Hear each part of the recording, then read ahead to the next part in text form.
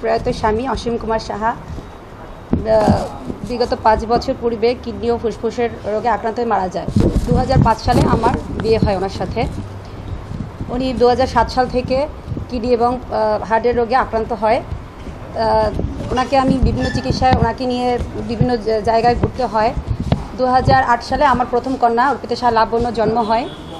তারপর চলতে থাকে আমাদের স্বাভাবিক জীবনযাপন। প্রতি বছর ওনাকে নিয়ে আমার ব্যাঙ্গালোরে যেতে হয়। তারপরে আমার 2020 সালে আমার ছোট আরেকটি বাচ্চা জন্ম হয়, ওর নাম অঙ্কিতা সাহা বাবলি। তারপর উনি করোনাকালীন সময়ে ফুসফুসে আক্রান্ত রোগে মারা যায়। ওনার শেষ ইচ্ছা ছিল, উনি মৃত্যুকালে আমাকে বলে গেছিল ওনাকে মাটি দেওয়া হবে। যেহেতু আমরা হিন্দু ধর্মে বিলং করতাম, আমি ওনাকে মাটি দেওয়াতে আমার অনেক কিছু ফেস করতে হয়। ওনার ফ্যামিলির আত্মীয়স্বজন ভাই ব্রাদার আমাকে অত্যাচার শুরু করে তখন থেকেই।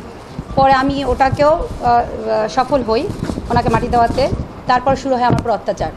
আমি ওই ছোটো বাচ্চা দুটোকে নিয়ে, আমার ছোটো বাচ্চার বয়স তখন 2 মাস, বড় বাচ্চাটা তখন ক্লাস 6-এ পড়ে, ওদেরকে নিয়ে শুরু হয় আমার জীবনযাত্রা। আমার স্বামী রেখে যাওয়া দোকানটা, আগে থেকে ওনাকে হেল্প করতাম দোকানের কাজে, ওই দোকানটা আমি চালাতে সক্ষম হই। তারপরে আমার হাজব্যান্ডের ভাইরা আমাকে বিভিন্নভাবে অত্যাচার শুরু করে ওখান থেকে বিতাড়িত করার জন্য। তো নিয়ে যে আমি ধর্ম চেঞ্জ করবো এবং আমি বিয়েও করবো। আমার বর্তমান স্বামী আলমগীর বিশ্বাস, ওনাকে আমি ভালোবেসে বিয়ে করি, উনিও আমাকে বিয়ে করে। তো আমি ইসলাম ধর্ম গ্রহণও করে ফেলি, বিয়েও করে ফেলি। এটা জানাজানি হওয়ার পরে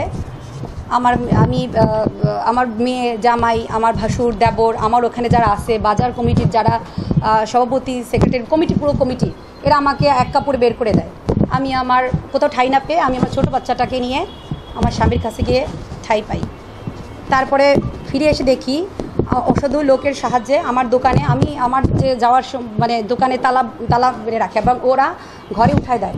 আমার দোকান এবং দোকানে তালা রেখে দেয় এবং বাসায় ওরা উঠায় দেয়, আমার মেয়ে জামাইকে উঠায় দেয়।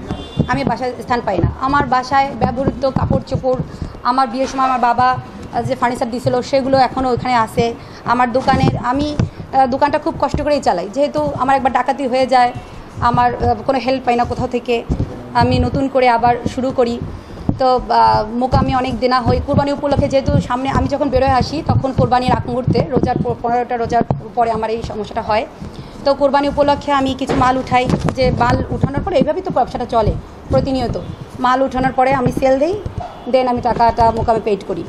তো আমি আমার মোকামে টাকা ওখানে রাখা আছে, ওখানে স্বর্ণ রূপা অলংকার রাখা আছে, বিভিন্ন কাস্টমারদের স্বর্ণ অলংকার রূপা রাখা আছে, অর্ডারি মাল রাখা আছে। তো এইগুলো আমি এখন দিতে পারছি না। আমাকে বিভিন্ন থেকে মোকাম থেকে ফোন দেওয়া হচ্ছে, বিভিন্ন কাস্টমার বিরক্ত করতেছে, আমার নামে থানা মামলা করার হুমকি দেওয়া হচ্ছে। পাটগাতি বাজারে তো আমি ঢুকতেই পারি না, আমাকে জীবনাশের হুমকি দেওয়া হচ্ছে, আমাকে হত্যার হুমকি দেওয়া হচ্ছে, আমাকে মেরে ফেলার হুমকি দেওয়া হচ্ছে। ভয়ে আজ আমি আপনাদের কাছে হাজির হয়েছি। আমি চাই আমার ওই খাতাগুলো আর দোকানে স্বর্ণ অলংকার আমাকে ফেরত দেওয়া হোক, যাতে করে আমি আমার মান সম্মান নিয়ে, যতটুকু মান সম্মান বেঁচে আছে ততটুকু নিয়ে বাঁচতে পারি, আমি স্বামী, মেয়ে, ছোটো মেয়েটাকে নিয়ে।